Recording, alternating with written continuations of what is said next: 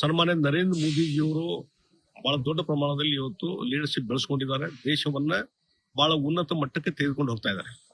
ಇಡೀ ಜಗತ್ತಿನಲ್ಲಿ ಅಭಿವೃದ್ಧಿಯಲ್ಲಿ ನಂಬರ್ 3 ಸ್ಥಾನಕ್ಕೆ ಬರುವಂತಹ ಹಂತದಲ್ಲಿ ಇದ್ದೇವೆ. ಹೀಗಾಗಿ ಇವತ್ತು ಟ್ರಂಪ್ ಅಮೆರಿಕದ ಅಧ್ಯಕ್ಷರು ಎಷ್ಟೇ ಟ್ಯಾರಿಫ್ ಹಾಕುವಂತದ್ದು ಬೆದರಿಕೆ ಹಾಕಿದಾಗೂ ಸಹಿತ ಅದನ್ನು ದೃಢವಾಗಿ ಎದುರಿಸಿ ಇವತ್ತು ಭಾರತದ ರಕ್ಷಣೆ ಮಾಡುವಂತ ಕೆಲಸ ಇವತ್ತು ಯಾರು ಮಾಡ್ತಾರೆ? ಪ್ರಧಾನಮಂತ್ರಿ ನರೇಂದ್ರ ಮೋದಿಜಿ ಇವತ್ತು ಸ್ಟೇಟ್ಮೆಂಟ್ ಬಂದಿದೆ.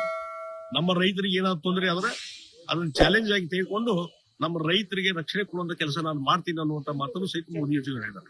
ಇಷ್ಟು ದೃಢವಾದಂತ ಏನು ಮತ್ತು ಮೋದಿಜಿ ಸರ್ಕಾರ ವಿರುದ್ಧ ಮಾತನಾಡ್ಲಿಕ್ಕೆ ಇವತ್ತು ಕಾಂಗ್ರೆಸ್ ಅವರಿಗೆ ಯಾವುದೇ ಇಶ್ಯೂ ಇಲ್ಲ. ಹಿಂದೆಲ್ಲ UPA ಸರ್ಕಾರದಿಂದ ಸ್ಕ್ಯಾಮ್ಸ್ ಲಕ್ಷಾಂತರ ಕೋಟಿಯ 2G 3G ಅಂತ ಹೇಳಿ ಲಕ್ಷಾಂತರ ಕೋಟಿ ಸ್ಕ್ಯಾಮ್ಸ್ ಇದ್ದು. ಈಗ ಯಾವುದೇ ಹಗರಣ ಇಲ್ಲ, ಯಾವುದೇ ಸ್ಕ್ಯಾಮ್ ಇಲ್ಲ, ಯಾವುದೇ ಒಂದು ಕಪ್ಪು ಚುಕ್ಕಿ ಇಲ್ಲ.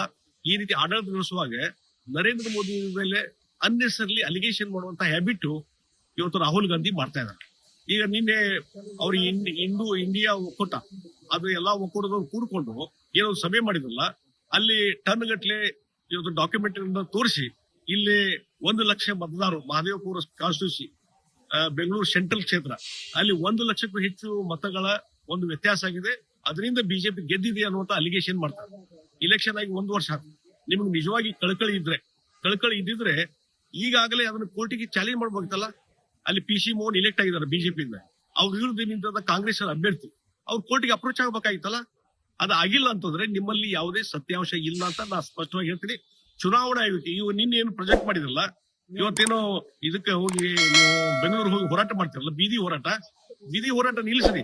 ನಿಮ್ಗೆ ಅಂಕಿ ಸಂಖ್ಯೆ ಡಾಕ್ಯುಮೆಂಟ್ಸ್ ಎಲ್ಲ ಇದ್ರೆ ಇಲೆಕ್ಷನ್ ಕಮಿಷನ್ ಅಪ್ರೋಚ್ ಆಗ್ರಿ, ಅಥವಾ ಸುಪ್ರೀಂ ಕೋರ್ಟ್ ಅಥವಾ ಹೈಕೋರ್ಟ್ಗೆ ಲೀಗಲ್ ಬ್ಯಾಟಲ್ ಮಾಡ್ರಿ.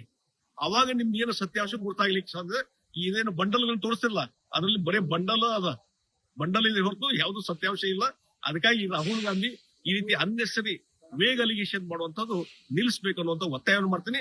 ಮತ್ತು ಇದ್ರೆ ಜನ ಇದಕ್ಕೆ ತಕ್ಕದಾದಂತ ಉತ್ತರ ಕೊಡ್ತಾರೆ. ಲೇಟೆಸ್ಟ್ ಹಾಗೂ ಇಂಟ್ರೆಸ್ಟಿಂಗ್ ಸುದ್ದಿಗಳಿಗಾಗಿ ಬಾಸ್ ಟಿವಿ ಕನ್ನಡ ಚಾನೆಲ್ನ ಸಬ್ಸ್ಕ್ರೈಬ್ ಮಾಡಿ, ಹಾಗೆಯೇ ಬೆಲ್ ಐಕಾನ್ ಪ್ರೆಸ್ ಮಾಡಿ. ಇದರ ಜೊತೆಗೆ ಫೇಸ್ಬುಕ್, ಇನ್ಸ್ಟಾಗ್ರಾಮ್, ಎಕ್ಸ್ ನಲ್ಲೂ ಮಿಸ್ ಮಾಡದೆ ಫಾಲೋ ಮಾಡಿ.